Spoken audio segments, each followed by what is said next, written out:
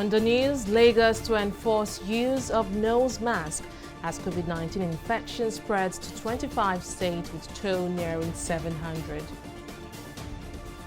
Nigeria extends closure of international airports by 2 weeks. And U.S. moves to temporarily halt immigration over COVID-19 pandemic.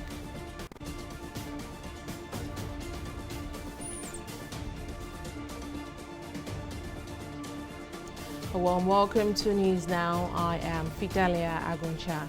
No fewer than 25 Nigerian states, including the Federal Capital Territory, have reported confirmed cases of the COVID-19 pandemic. This follows the confirmation of 38 new cases in 8 states, including Gombe, Abia, and Sokoto. 23 of the new cases were recorded in Kano State, pushing its total number of confirmed cases to 59. Nigeria now has 665 confirmed COVID-19 cases. Meanwhile, 18 new patients have recovered from the illness and have been discharged, bringing the total number of recovered patients to 188. Lagos State has, however, confirmed 2 COVID-19 related deaths in a man who is an Indian returnee and a woman. The state, however, recorded no new case of the infection on Monday. Nigeria now has 22 confirmed COVID-19 fatalities. With infections spreading to more states in the country, the Nigeria Governors Forum have scheduled a meeting for Wednesday, April 22nd to review the COVID-19 situation and measures taken to address it. The NGF made an announcement in a statement issued by its spokesperson on Monday. In the invite, the governors were asked to prepare to discuss the journey so far and provide state-by-state updates on the situation. The meeting would be the 6th teleconference of the governors since the COVID-19 pandemic broke out in Nigeria in February. The Lagos State government says it will enforce the use of face masks by residents in the state from next week. The Governor Babajide Sanwo-Olu, who announced this on Monday, says the move is part of measures geared towards halting the spread of the pandemic in the state. The governor also revealed that Lagos will prosecute victims of COVID-19 who lied to health professionals about their travel history. From next week, when we think we will have wrapped up production and distribution, we're going to be asking that face masks should compulsorily be worn at public places. This is part of the deliberations that we have had to go through extensively today. And I must say that we have commissioned over 1 million production locally from various tailoring companies and outfits that we have. And we intend to start distributing them in the course of the week.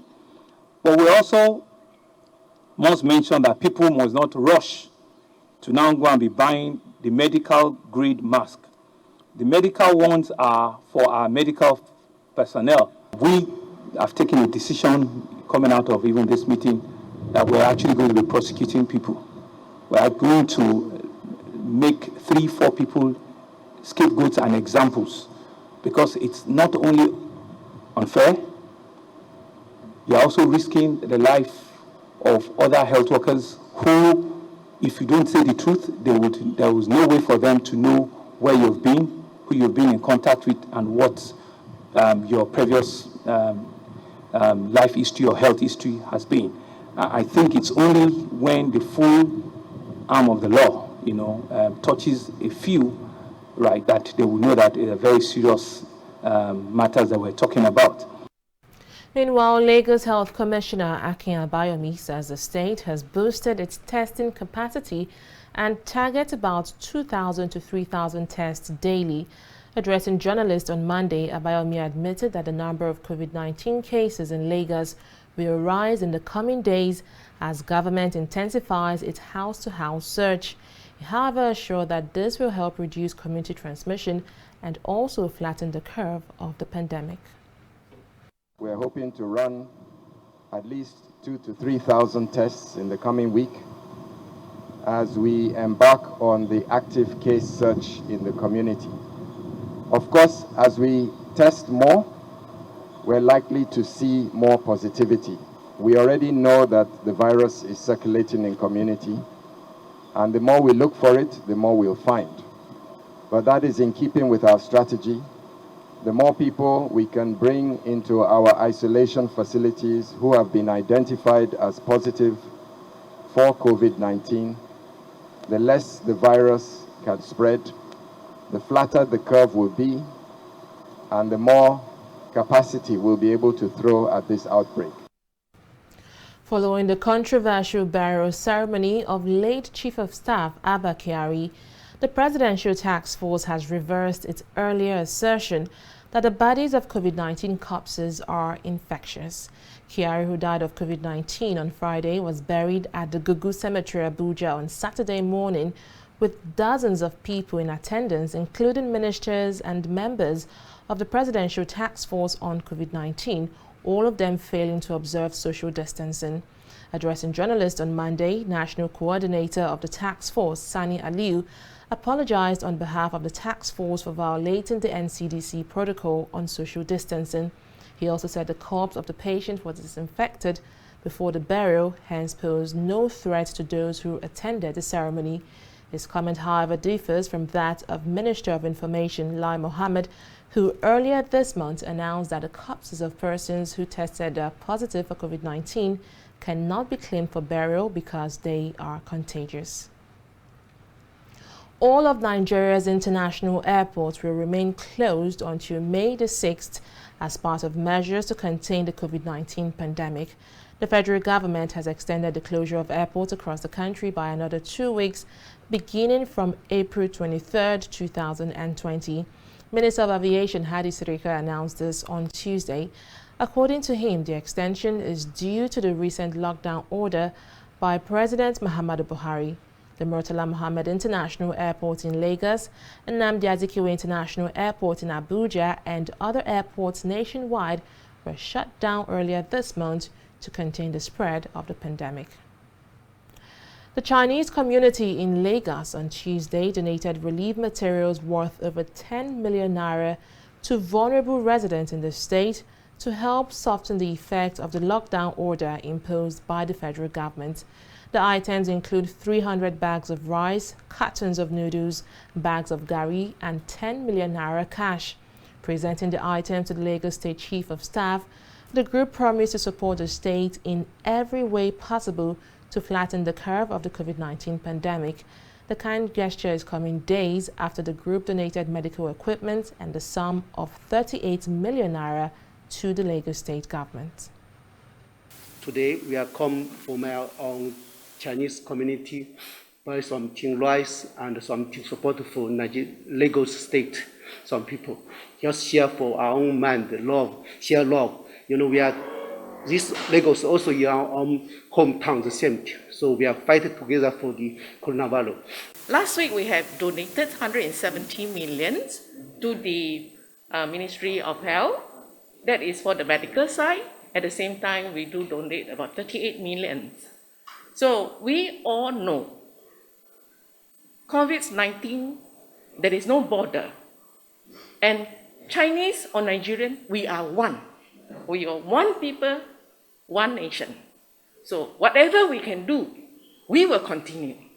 And as I said, this is not the end. We will still continue to support any times we need because we are together. And it's a long journey to fight against, but we never give up. And I believe in Nigeria government, we have gone through a long distance. We will continue. Let's fight together. The governor of Lagos State and the people of Lagos State, we want to appreciate the Chinese community in Lagos State for this presentation to support the poor, for the poorest people in Lagos State. You brought 300 bags of rice and Indomie noodle worth 3 million naira. And aside from that, they have just presented a 10 million naira check to support this pandemic. The COVID-19 pandemic is no doubt taking its toll on major companies and service outlets across Nigeria. With the enforcement of lockdown directives in some states across the country, several workers have been forced to remain at home while others continue to work remotely. In this next report, our correspondent Oyin Adekunle takes a look at some of the possible impacts of the coronavirus pandemic on Nigeria's workforce. Take a listen. The fear of the unknown can come in different forms, and the aftermath of the COVID-19 pandemic can certainly pass as one. Both employers of labor and employees are simply worried about what the future holds for them. How many people will be able to retain their jobs after this? And for employers, how many will be able to meet up with their obligations of paying salaries after this? Before the COVID-19 pandemic, Nigeria was grappling with rising unemployment. The Nigeria Bureau of Statistics had reported 23.1% in 2019, with the Minister of Labour projecting the rate to hit 33.5% by 2020. Now, 4 months into the year, the COVID-19 has halted economic activities in the country, with a city like Lagos, which is touted to be the commercial nerve of the country, and many others on a lockdown. Experts say this will lead to a contraction in the country's economy and take a devastating effect on existing jobs. The manufacturing sector, for instance, is largely dependent on imported raw materials. So with the depreciation in the exchange rate, the cost of raw material will increase. With the depreciation in the exchange rate, inflation is likely to spike significantly. We are likely also to see a major crisis, not a crisis, but a major challenge in the foreign exchange market. So that means all the businesses, manufacturers, service sector, construction that are heavily dependent on the foreign exchange or on imports are going to have to struggle. And all these sectors are employing quite a lot of people. So it's a major shock, and it's going to lead to a major crisis of unemployment. It may not be business as usual in many companies, as layoff of staff may become the next option for employers who may be struggling after the COVID-19 crisis.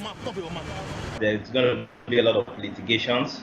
Employees are going to come up with a lot of courts related issues regarding their contract of agreement.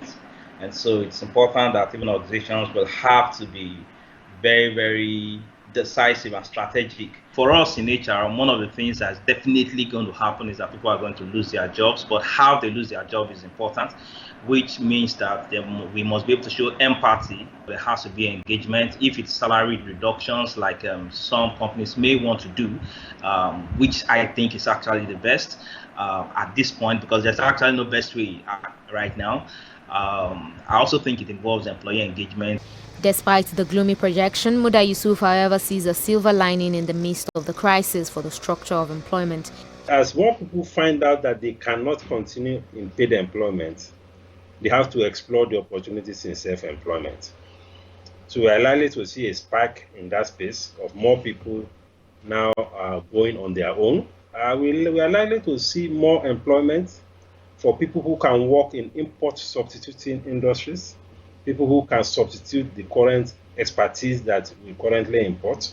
We're also likely to see opportunities for people who can multitask, because in a situation like this, the number of staff that many companies will be able to engage may not be that much. There's going to be a lot of things surrounding work from home.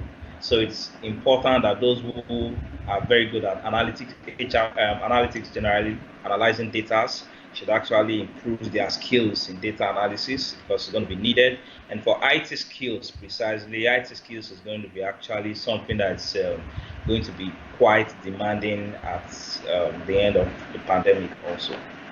Indeed, experts have warned Nigerians to brace up for long days ahead, as it may take up to a year for the country's economy to take proper shape and rebound.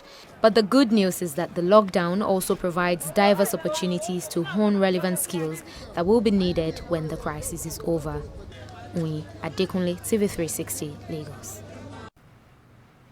And outside Nigeria, U.S. President Donald Trump has announced plans to temporarily suspend immigration to the United States due to the coronavirus pandemic.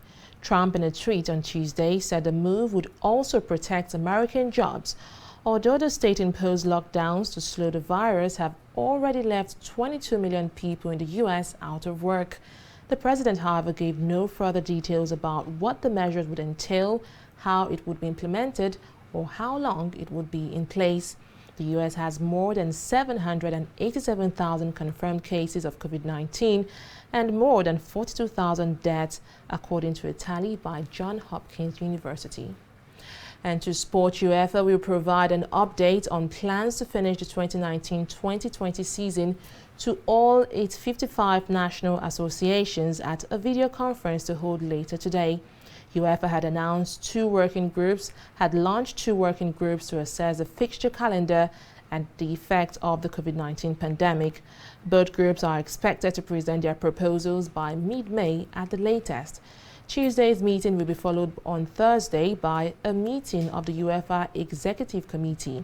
However, the continuing uncertainty over the spread of COVID-19 is creating major issues with some leagues, including Germany and Denmark, talking optimistically about resumption next month. We'll take a break here to bring you more stories. Don't go away.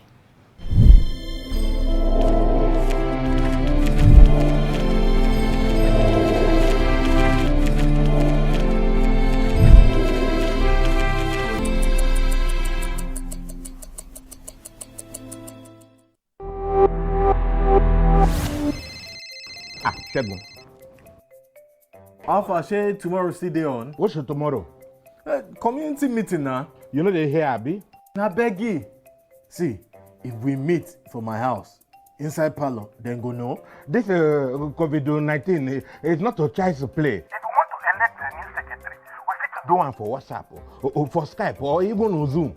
Or we just wait. I will not negotiate this social distancing. It is non-negotiable.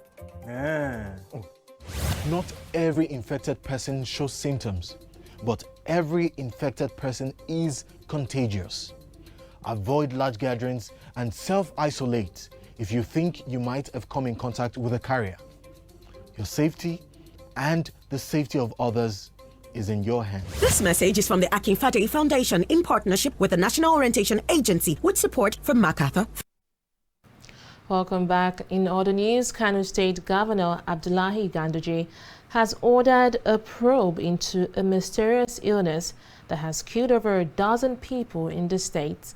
No fewer than 40 corpses were reportedly buried since the declaration of the lockdown in Dala local government area, metropolis of the state, with a cause of death unknown. Reacting to the developments, the State Commissioner for Information, Muhammad Garba, said the government has ordered a probe into the matter. The commissioner, however, disagreed that the sudden rise in the case of deaths in Kano State is related to the COVID-19 pandemic.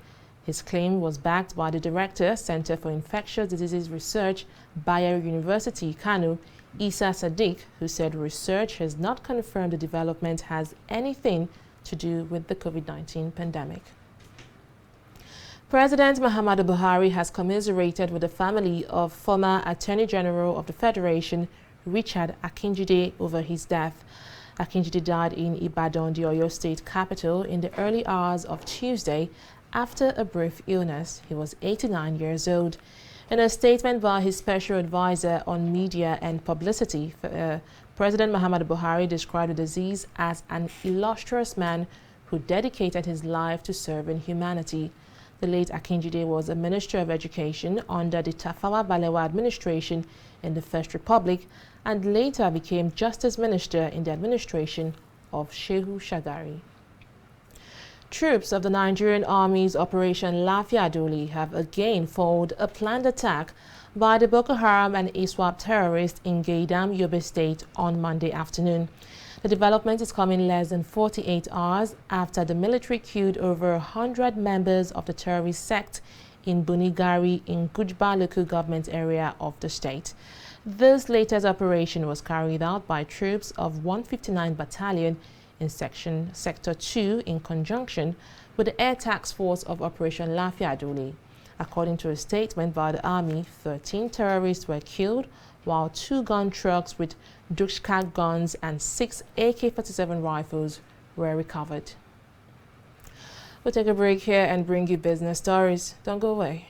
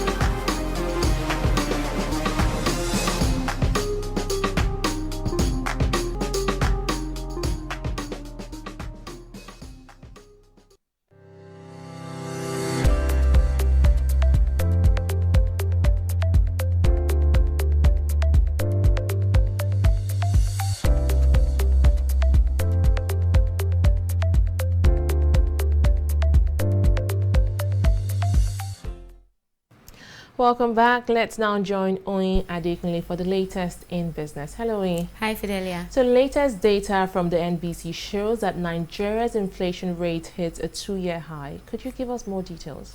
Yes, Nigeria's headline inflation rate for March 2020 rose marginally from the 12.20% recorded in February. The National Bureau of Statistics disclosed this in its report released on Tuesday. According to the report, the figures rose marginally by 0.06% points to put the Consumer Price Index at 12.26% year-on-year in March, the highest since April 2018. Similarly, the Composite Food Index rose to 14.98%. Largely driven by an increase in basic food prices. Urban inflation rate also rose to 12.93%, while the rural inflation rate moved up to 11.64% year-on-year. Benchmark Brent and U.S. oil futures for June delivery plunged to around 2-decade lows on Tuesday, a day after U.S. May futures sank into negative territory for the first time in history as demand tumbled due to the coronavirus crisis. Brent for June delivery fell to as low as $18.10 per barrel, its lowest since November 2001, while the June contract for U.S. crude dropped 21% to $16.14 per barrel after hitting its lowest since 1999. Meanwhile, the oil price rose pushed the US dollar to a record high against the Nigerian naira markets on Tuesday. We'll take a pause here and return with stock market review.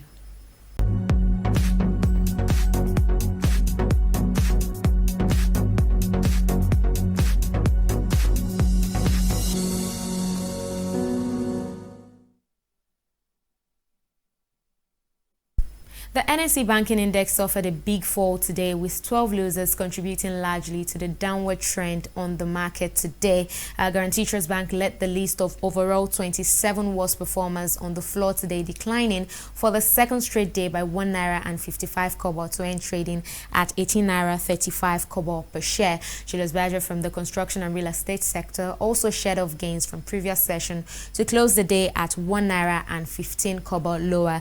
Zenith Bank, of course, also maintained the same spot, declining further today, while WAPCO completes the list of 4 after shedding 1 naira and 5 kobo in the value of its share price. And this downward trend, the losses dragged the market's all-share index down by 1.27%, down from previous 0.01%, and the market capitalization of listed equities also decreased by about 152 billion naira to close at 11.793 trillion naira at the close of the market today. Some of the stocks that managed to garner a few gains include smaller banking equities like NPF Microfinance Bank. Of course, we also have Omoluabi Mortgage Bank PLC, as well as Lasaco PLC, also chalking up gains, significant gains on the floor of the market today. And in summary, the level of activity in the market was weaker, with volume and value of trade dropping, a volume from over 344 million to 250 million units of shares today, and that summed up to 2.3 billion naira. And moving on now to the foreign markets, we see that FTSE is falling as Brent crude falls to 18-month lows. Sad day actually for oil markets globally. Dow Jones also tumbled 500 points as oil's historic plunge continues to worsen, and it's also the same for Nikkei, dropping by 1.97%. And that's it from here. It's back to you now, Fidelia. Thank you very much, Oyin, for that update. Let's now move to the foreign scene. International advocacy group Human Rights Watch claims at least 31 unarmed detainees were killed by security forces in Burkina Faso earlier this month during counter-terrorism operations against Islamist militants. Citing witnesses, the rights group said the bullet-riddled bodies of the men from the Fulani ethnic group were discovered in the northern town of Jibo on April 9, shortly after they had been arrested by security forces and taken away in a convoy. In response, the Ministry of Defense denied targeting its own people, adding that the Director of Military Justice will open an investigation into similar accusations against the army. Since 2017, Human Rights Watch has documented the killing of several hundred men by government security forces for their alleged support of extremist group. And to sport, family members of 4 of the 8 passengers killed in a helicopter crash with Kobe Bryant and his daughter Gianna have joined the NBA star's widow in filing wrongful death lawsuits against the companies that owned and operated the aircraft. One was filed by 2 surviving children of Orange Coast College baseball coach John Altobelli and his wife Kerry, whose daughter played basketball with Brian's daughter Gianna. Another suit was filed by the husband and 3 children of Christina Mansour, who helped Brian coach the girls' basketball team. The suits, which were filed electronically in Los Angeles Superior Court, comes about 2 months after Brian's widow also sued Island Express Helicopters Incorporated, which operated the Sikorsky, and its owner, Island Express Holding Corporation. All the suits alleged that the 2 companies were careless and negligent. Well, that's it on News Now. Many thanks for watching.